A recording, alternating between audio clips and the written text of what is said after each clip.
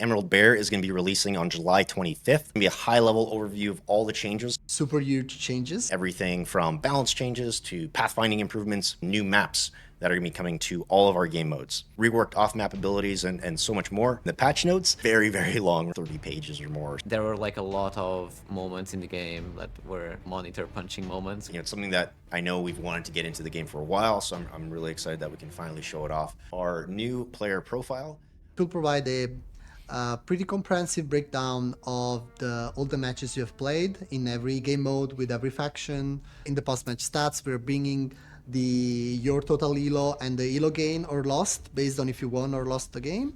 New rank icons, these shiny medals, allow players to really check how they are performing with the game, check the playing time, the amount of games they play, the win rate, their favorite faction, and check all those medals. We are not introducing also ranked seasons. standard auto match PvP mode is going to be quick match, Yes. and that is going to be ranked. We're now featuring different sets of like ranks. Last one, of course, the biggest one being Challenger. And we have decided to split those into leagues and tiers. So for example, you will have Gold 1, 2, 3, and all of those like Silver, Bronze, Brass, and Challenger. So how have we adjusted challenges in Emerald Bear? Challenges, the problem that we faced is that they are shaping too much how the players play the game to just complete these challenges. So the work we've done is we've made them easier to actually achieve, and that should lead to less, again, by using the word a lot here, but frustrating moments because someone is doing something just to complete a challenge. Right. Both the maps offer a very different playstyle based on where you play. So you have the urban type of map in Benghazi, but the north is a bit more open. Or in this map, Monte Cavo, the two sides are a bit more open, but then you have all the buildings in the center. So I'm pretty sure that players will really enjoy those. Okay. We've done a full pass on vehicle speeds, rotation, acceleration, deceleration. We have finally enabled weapon traverse. Some of the changes that we were targeting for team weapons was, for example, the teardown time. So now AT guns and team weapons in general should be able to start a teardown a lot more quicker. Prioritization, turn in place. Yes, so the turn in place is also a big one. Post-match results simply showed too many information, and we made some refinements. Unit selection is a big part of that. What we've done here is adjust how the basically dynamic selection boxes of units interact. What are we hoping to do with off-map abilities here? We wanted to improve immersion and authenticity.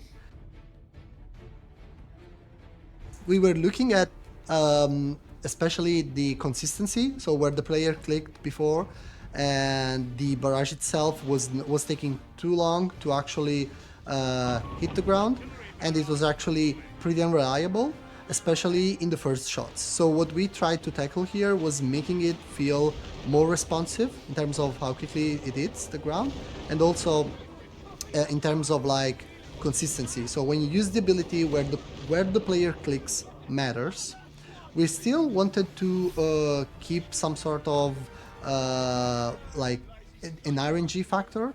Like big balance things coming. This is going to be a gentle pass. You won't notice super huge changes. The problems we had seen in the meta in the last patch, the Easy 8 becoming that was really dominant. On the other side, Stugs were just overperforming, especially in their Vet 1 abilities, toning those down. Airdrop the HMGs. We have more than doubled the cooldown for that ability. We're also making them slightly cheaper. Factions changes for the US and the British versus. We have identified that they are struggling a little bit in team games, and we have tried to help them a little bit there. Some minor to medium buffs to units, but making SSF commandos will be more durable on the battlefield, while airborne troops abilities like the grenade will be stronger. When it comes down to the Germans, we tone down the tier 3, so because we have made the Stug Vet 1 ability a little bit worse. The tier 2 building a little bit more accessible. We have been touching more the scout car, the flak gun, and the Wirbelwind by making them a little bit cheaper for players to get. British will receive a fair amount of those. We also have changes to how the British Training Center works, which will now be available from the start. Specifically to the DAC, less reliant on combined arms. So we shifted the power from the combined arms passive more onto the unit themselves, the Panzer Grenadiers. Okay. And the passive should now be a little bit weaker, but still pretty useful to have. More vehicles that can actually give that bonus, or the biggest change to that as well is how Armored Reserves works. We made the upgrade more accessible so that players can use more of the Panzer IV call-in or the Stug call-in, but the Tiger will now have its cost increased. So about the German MP40s, we're also nerfing them. Okay.